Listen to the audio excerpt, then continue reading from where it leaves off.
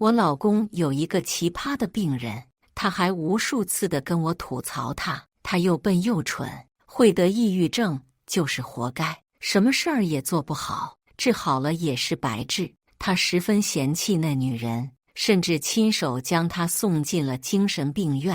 可后来颜蓉蓉从精神病院出来后，他却像疯了一般护着她，他豪掷百万，只为帮她脱离给她带来灾难的原生家庭。可我该怎么提醒她，这笔钱也是她的救命钱呢？亲情长相守，真情在人间。大家好，我是秋兰，欢迎观看《真情人间》。2个月前，我发现我老公冉启伦和他的病人颜蓉蓉两人之间关系暧昧不清。我老公为了取得我信任，将本就有精神疾病的颜蓉蓉送进了精神病院，说是为了更好地治疗她，也是为了让我相信他和颜蓉蓉没有任何关系。今天我刚好路过那家精神病院，却没想到我居然看见了我老公冉启伦和颜蓉蓉。当颜蓉蓉看到我老公的时候，神情畏缩，不自觉地朝后退了一步。我看见我老公毫不犹豫地冲上去抱住了颜蓉蓉，表情十分激动。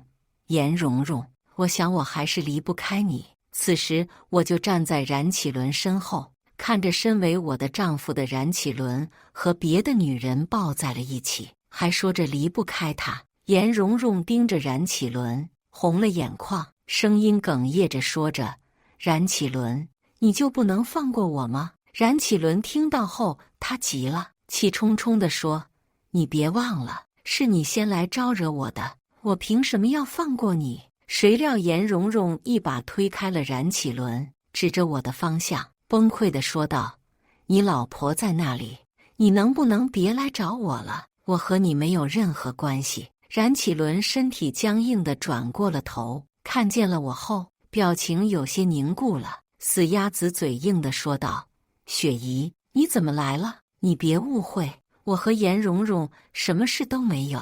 不然我当初也不会把她送进精神病院。”我垂眸无视冉启伦，转身准备离开。冉启伦却是急得放开了颜蓉蓉，冲上前抱住了我。“雪姨，你别想得太多，他毕竟是我的病人，我不能放弃他，我只是在履行我的责任而已。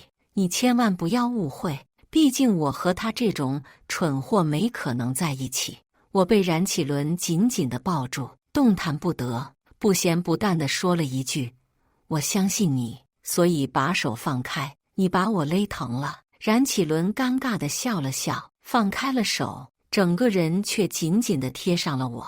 他拉着我的手说道：“待会儿我去买几条鱼，我记得你最爱吃红烧鱼了，再买一些茄子。你是想吃炭烤茄子还是清蒸茄子？”冉启伦观察着我的脸色，说话小心翼翼，带着讨好，同时也转移了话题。可是他不知道，他的眼神好几次的无意识地看向了颜蓉蓉，还摸了好几次鼻尖，这是他心虚的时候下意识的表现。当我把目光转向颜蓉蓉的时候，冉启伦呼吸都屏住了，似乎在害怕我对他做些什么。颜蓉蓉也瑟缩着肩膀，垂下脑袋，不敢看我。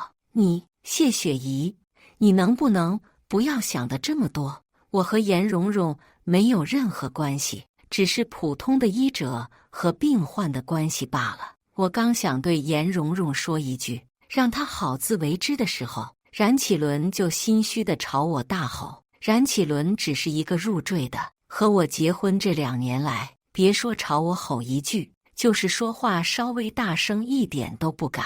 可是如今他却为了颜蓉蓉对我大吼大叫。当初你说看不惯颜蓉蓉，我就亲手把她送进了精神病院，现在你还想怎么样？谢雪姨，你不要再闹了好吗？我真的累了。冉启伦看着十分疲惫地说道，他这么一副态度，似乎是我在无理取闹。我心脏抽疼，仿佛被一只大手抓住了，疼得让我呼吸不过来。2个月前，我发现我的好老公冉启伦居然公主抱了他的病人颜蓉蓉，更重要的是，他们还差点接吻了。如果没有被我撞破的话，冉启伦给我解释是因为颜蓉蓉脚崴了，所以他才会抱她。可是那医院里是没有其他人了吗？更何况颜蓉蓉还上来挑衅我，说着一些和冉启伦暧昧不清的话，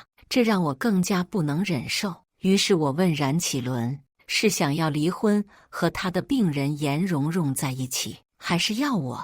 冉启伦当时选择了我，还说颜蓉蓉病情有些严重，亲手将她送进了精神病院。可是如今不过2个月，冉启伦似乎又有了新的选择。颜蓉蓉一直在那里哭，楚楚可怜的模样，让冉启伦不停地责怪我。谢雪怡，蓉蓉她本来就只是一个病人，你和一个病人计较什么？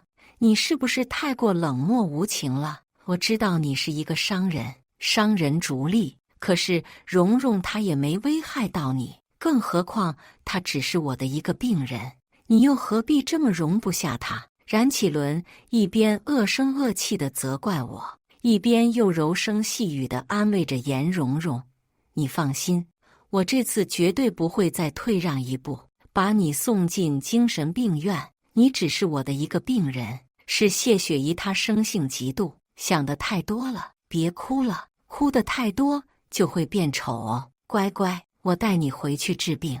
颜蓉蓉抽泣的小声回答着冉启伦：好，我相信你。此时冉启伦和颜蓉蓉仿佛才是名正言顺的夫妻关系，而我就像一个要棒打鸳鸯的恶婆婆，可笑至极。心中的凉意不断扩散，疼痛蔓延全身。爱人的背叛与指责让我痛苦不堪。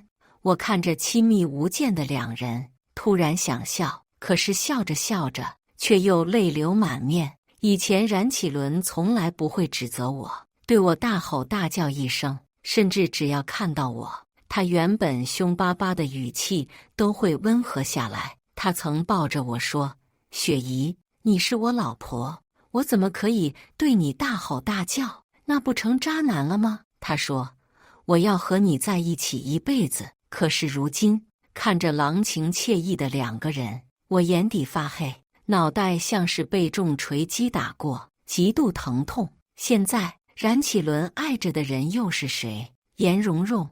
可是那个人又为什么会是颜蓉蓉？一个被他说又笨又蠢，就算治好了也是白治的人。冉启伦是心理医生，在我的投资下开了一家心理咨询室，而颜蓉蓉是他的第1个病人，一个他治了3年都没有治好的抑郁症患者。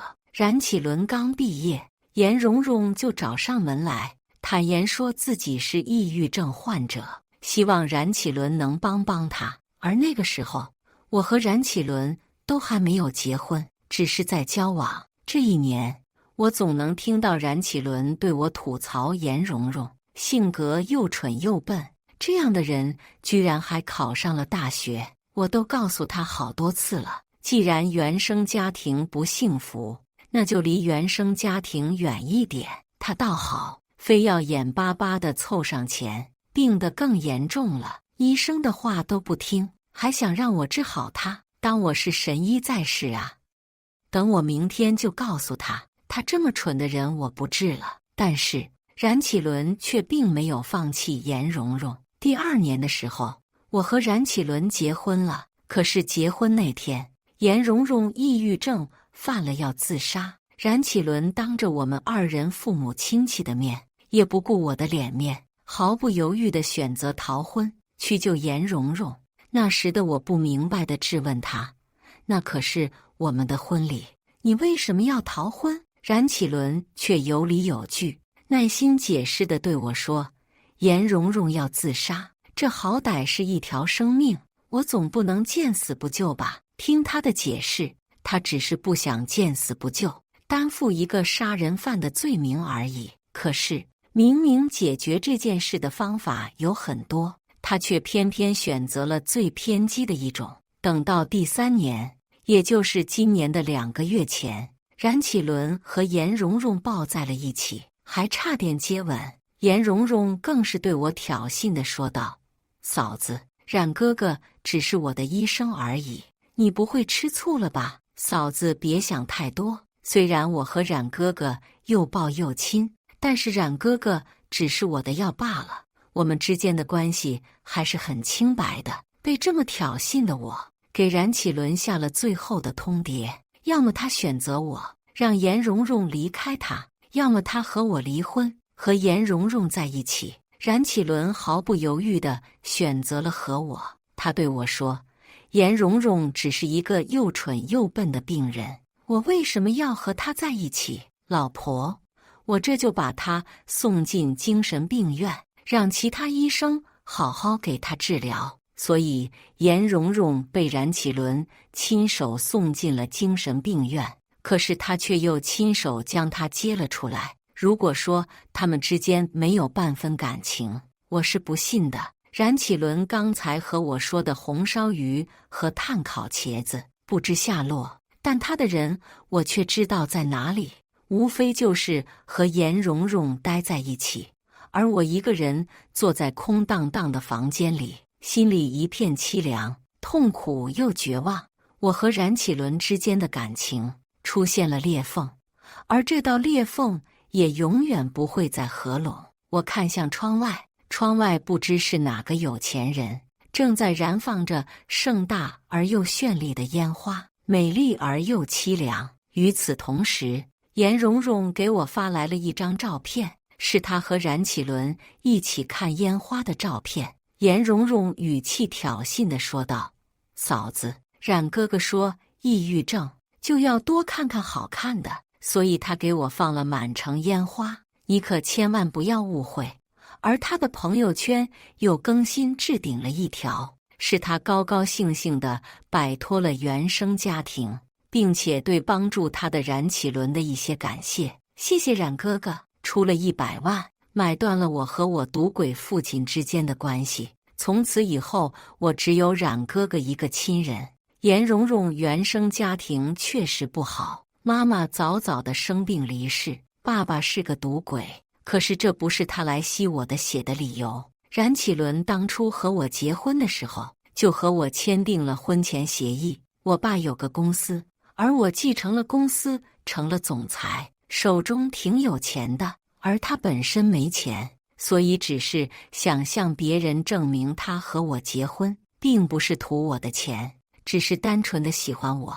而我们结婚后这2年来，冉启伦3天打鱼2天晒网的工作，整日和他唯一的病人颜蓉蓉在一起，也不足以让冉启伦攒下100万。毫无疑问，这100万是我的钱。冉启伦用我的钱帮助和他暧昧不清的人，还夜不归宿。我本该心痛，可是痛到一定程度后，我感到了麻木。或许我该和他离婚了，趁现在事情还没闹大，至少给2个人一个体面，结束这段荒唐的婚姻。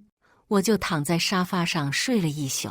第2天，我是被敲门声吵醒了，原来是来送体检报告。我看见上面写着癌症早期，我盯着这份体检报告，一看名字冉启伦，冉启伦居然得了癌症，可是他现在并不知晓，还将他拥有的财产挥霍一空，又是为了他的病人颜蓉蓉放烟花，又是为他花钱摆脱原生家庭。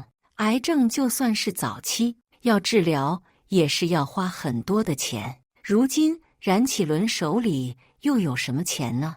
我打电话通知了一声冉启伦，告诉他回来离婚。既然是他选择了颜蓉蓉，那就成全他和颜蓉蓉吧。至于我和冉启伦这么多年的感情，就当是喂了狗。冉启伦接到电话后，一开始是不敢置信，但是我强硬地要求他来到咖啡厅，还带上了律师，只为离婚。冉启伦，你既然要选择颜蓉蓉，那你就和她在一起吧。毕竟我冷血无情，还占有欲强，不能接受自己的丈夫整天和别的女人在一起暧昧不清。我开口说这句话时，内心有一瞬间的抽疼。当初我和冉启伦那般真挚的感情，为什么到最后会走向这一条道路？明明我和冉启伦是真心相爱，好不容易结婚在一起，可到现在却成了一场闹剧，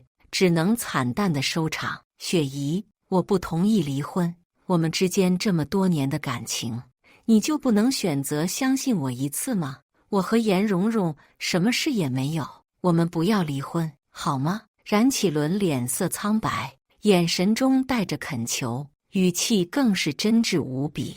我看着冉启伦这番神色，恍然间看到了当初的冉启伦，那时候还没有颜蓉蓉，那时候我们还很恩爱。给你一个机会，好啊，但是离婚协议先签了，我相信你一次又一次，这是最后一次了。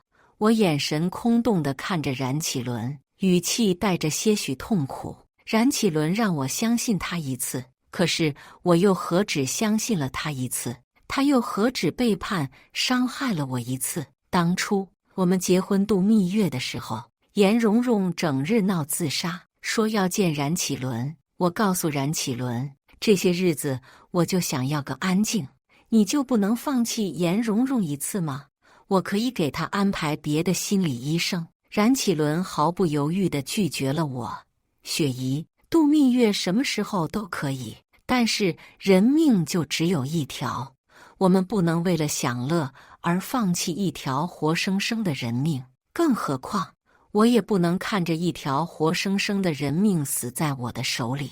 我不想成为一个间接杀人犯。就这样，颜蓉蓉每次都用闹自杀的方法，将冉启伦从我身边一次次的叫走。有时候是我生日，有时候是我们的结婚纪念日，甚至过年的时候，颜蓉蓉也要将冉启伦从我身边叫走。还记得有一次，我实在受不了颜蓉蓉这般强横地霸占我的丈夫，提出给他换一个心理医生。冉启伦同意了。新的心理医生是我特意从国外请来的，特别有名，而且价格也很贵。但最重要的是他治疗的效果非常不错。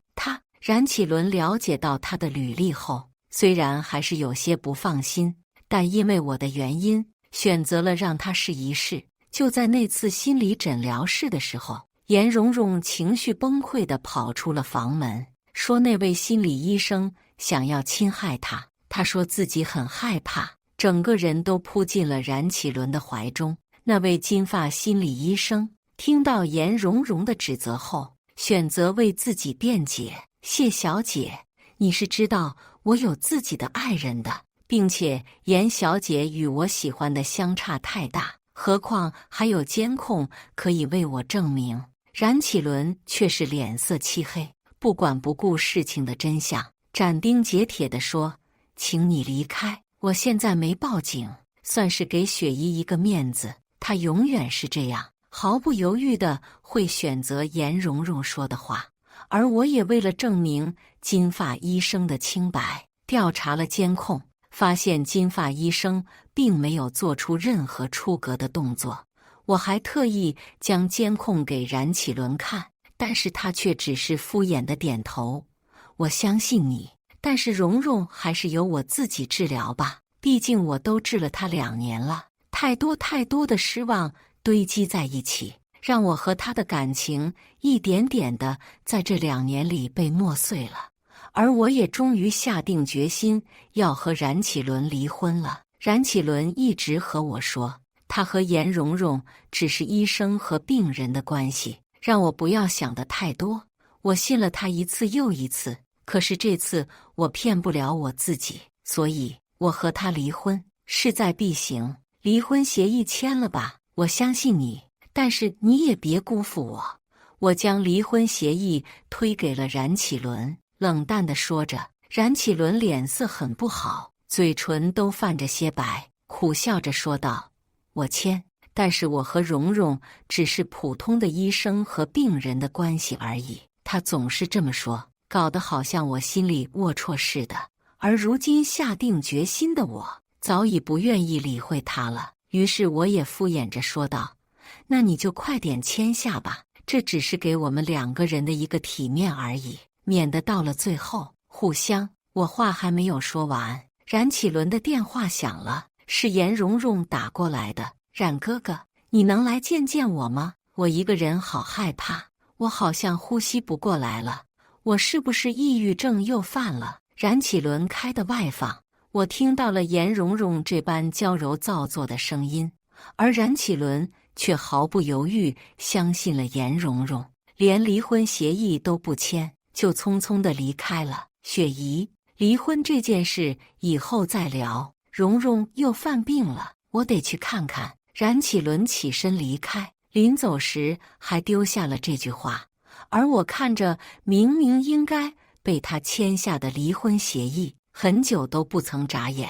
颜蓉蓉一个电话就能把冉启伦叫过去，叫到任何地方，可这样的待遇是当初的我才拥有的。如今的我和冉启伦虽然不说是相看两厌，但是关系确实变得恶劣了。毕竟我们都要离婚了，避免夜长梦多。我沉默了好一会儿后，让人开车送我去冉启伦的心理诊疗室。今天这份离婚协议必须得签了，可是没想到到了心理诊疗室后，却发现他关了门。可明明冉启伦开启的共享定位就在这里。我疑惑地准备离开，突然间听到了女人些许的叫声，又柔又娇，隐隐约约听着像是春天的猫声。我脸色漆黑，直接让保镖踹开了门，走进了心理诊疗室里。而那声音也越来越大，听着也异常的熟悉，这不就是颜蓉蓉的声音吗？我猜到了里面在干什么，心中更是满腔怒火与痛苦。赤裸裸的背叛摊开在眼前，让我再也无法忽视。离婚的念头达到了巅峰，我不想进去看那肮脏的场面，留下了2个保镖收拾残局。等到傍晚的时候，冉启伦被保镖带回来了。我冷漠地看着冉启伦，这就是我的心上人，原来也如此的不堪啊！冉启伦，你竟然都干出这种事儿了，那我们就离婚吧，给彼此留下一个体面。我再次将离婚协议摊开到冉启伦面前，心中对他的些许情谊早已湮灭。我和他曾经恩爱无比，许诺着一生一世一双人，可是现在我们2人两两相望，唯余失望，终究只能是陌路人。雪姨，你听我解释，我们之间有误会。冉启伦慌张地对我解释，却支支吾吾地说不出理由。明明心脏早就不应该疼了，明明我早就应该感到麻木，可是我却依旧感觉到窒息，喘不过来气。冉启伦，我不想和你争辩任何东西，我们离婚吧，我强硬地说道。有些事情我早就看明白了，只是一直在装傻而已。冉启伦看着我的态度坚决，颤颤巍巍地拿起了笔，在离婚协议上签下了自己的名字。他签下自己的名字的时候，还偷偷地看着我，似乎想要我后悔，想要我阻拦他。但是我既然下定了决心的事儿，就绝对不可能再反悔。离婚协议签下之后，第2天我就带着他去民政局离婚，并且分割了财产。因为我和他早就签下婚前协议的原因，财产分割并没有什么阻碍，很是顺利地拿回了原本属于我的财产，而我也将他那张体检报告交给了他。对了，忘记告诉你了，这是你的体检报告。冉启伦接过那张体检报告后，突然脸色变得极为苍白起来，他似乎意识到了什么，抬头望向我，语气带着恳求：雪姨，你不会见死不救的，对吗？在冉启伦满是希望的眼神中，我不假思索地对他摇了摇头。我和你早已经没有了任何关系，何况我不是还给你分了一套房子，那套心理诊疗室卖了，也够你治疗癌症了。毕竟是和我有过感情的人，我自然也不会将冉启伦送上绝路。只是那套心理诊疗室卖了以后，冉启伦就不能再安安稳稳地混日子了。可这又和我有什么关系？这不是他自己选择的道路吗？更何况，如果不是我亲眼撞破冉启伦和颜蓉蓉的事，他万万不会那么轻易地签下离婚协议，因为他永远不会承认是他先抛弃了我和他这段感情，他永远不会对我感到愧疚，反而是认为我心思狭隘、冰冷无情。至于颜蓉蓉，她得知我和冉启伦离婚以后，激动地在朋友圈发：从今以后，冉哥哥就是我一个人的了。甚至于颜蓉蓉还上门挑衅我。我刚从公司回到自己家时，颜蓉蓉就堵在我家门口，语气十分嘲弄：谢雪怡，你被冉哥哥抛弃了，你这个可怜的弃妇。我靠着墙，冷淡地抬眸望向他：你说够了吗？